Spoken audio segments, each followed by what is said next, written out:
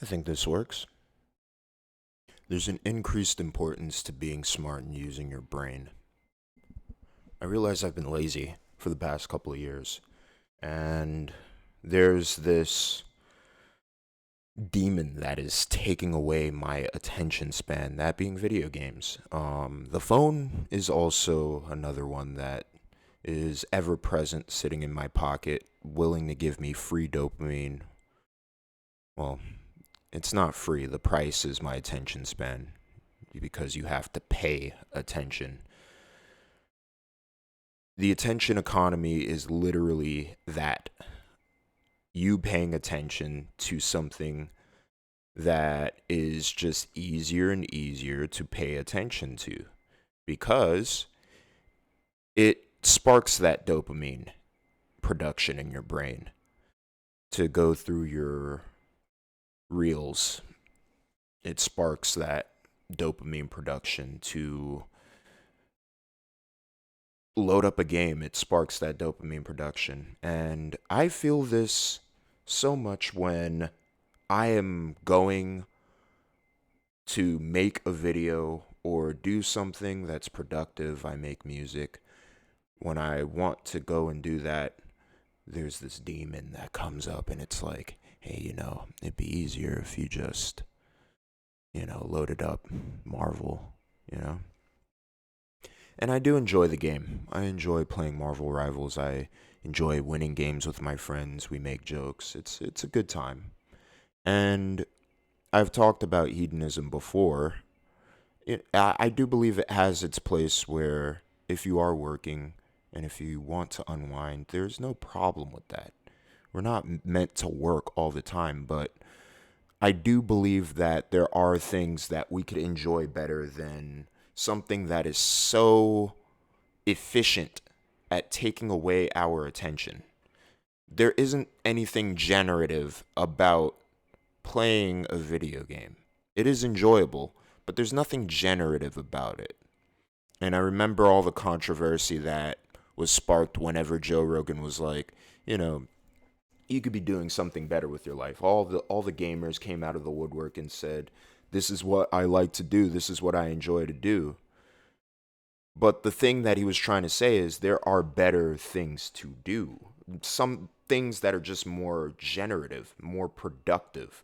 To be productive is to be creative, whether it be with a business or if you're trying to start one, or through art, or to if you are going to be consuming, it would be consuming information and and synthesizing it. You being able to turn it into something that you can use. Information is the coal in the furnace that gets the engine going. So there are better things to do, definitely. And with the phone, that's even more well, I wouldn't know the right word for it at the moment, but the phone is a little bit more pervasive when it comes to taking away your energy, taking away your attention, because the phone it's not like you're engaging with it more than just the swipe. It is definitely more consumptive, more they call it brain rot for a reason.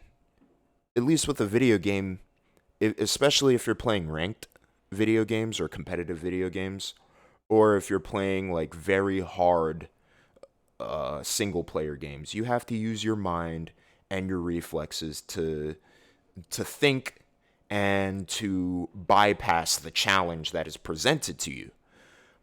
But the phone is just a swipe. You know, both are not generative, but one at least engages your mind. And I know I'm trying to cope with trying to keep video games in my life. I enjoy it a lot, but I know that it takes up a large space in my life. And I'm approaching 28 in a month.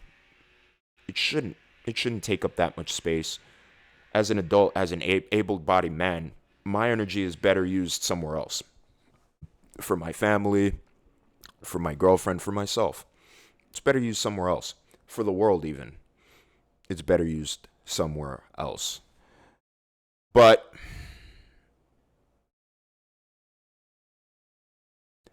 and I forget the original premise of the video, but I'm still going to post it up.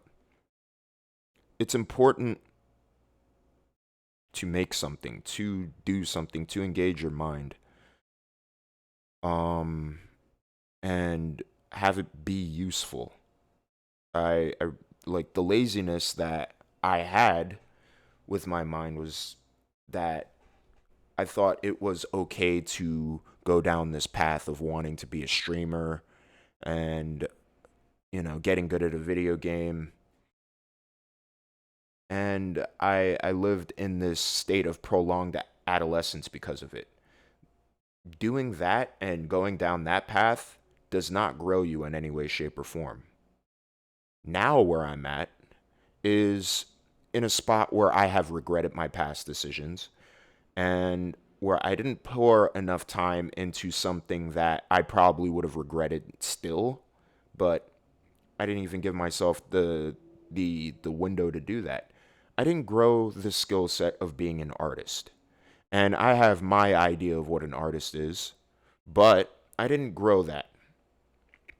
And past that, I also didn't expand multiple skill sets other than, I mean, I did continue to grow my skill set in the art that I produce. And I developed a skill set in, programming to some extent. I could have done that further. I could have been way farther along had I not paid so much of my attention to something that isn't generative. We need to be generative. We need to actually be generative with what we're doing, or else this next era of technology is just going to consume us in a wave of easily accessible ways to just siphon our attention. We've seen how our regular economy has been set up in ways to siphon our paychecks, our our streams of revenue. We've seen how that the normal economy has been optimized to do that. Why wouldn't the same be the case for the attention economy? It's just going to get worse. AI is very effective at algorithmic manipulation and figuring out patterns. Pattern recognition is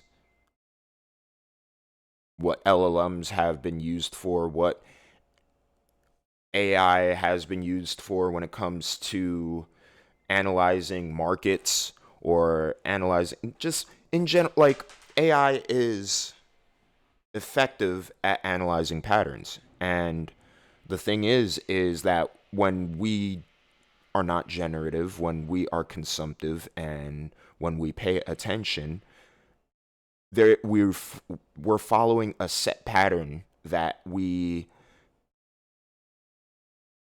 funnel our attention. Like, our attention is being funneled into certain areas, and we have certain likes and dislikes when it comes to the content we consume, or you know the things that we use to unwind.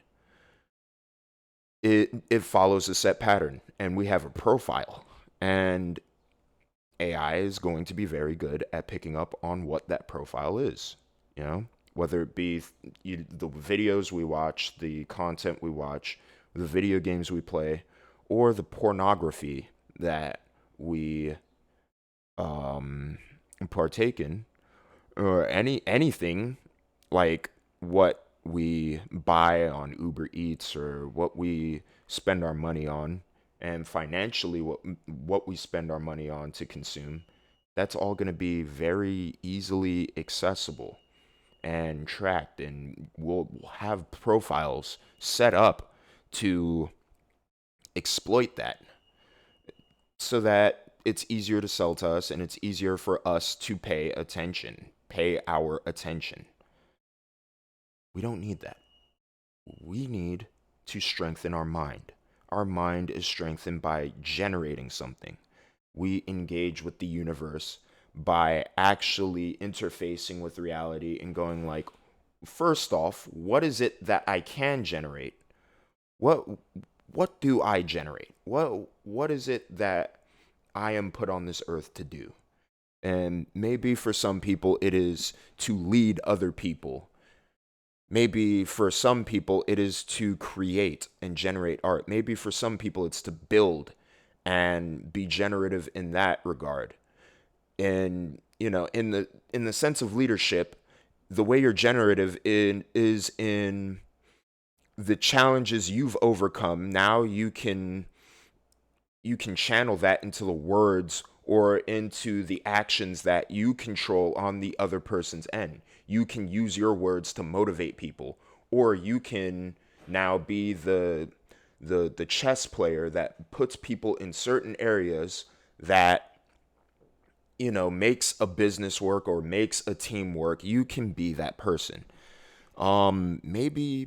Maybe now you are, somebody who analyzes how people works, and you can now, develop papers or media and articles to get them to understand how they work within themselves. There's many ways we could be generative. There's many ways we could be generative. The reason why I'm making these videos is because I want to learn how to be more generative with something that I think is my avenue to be generative. And I do still have my art.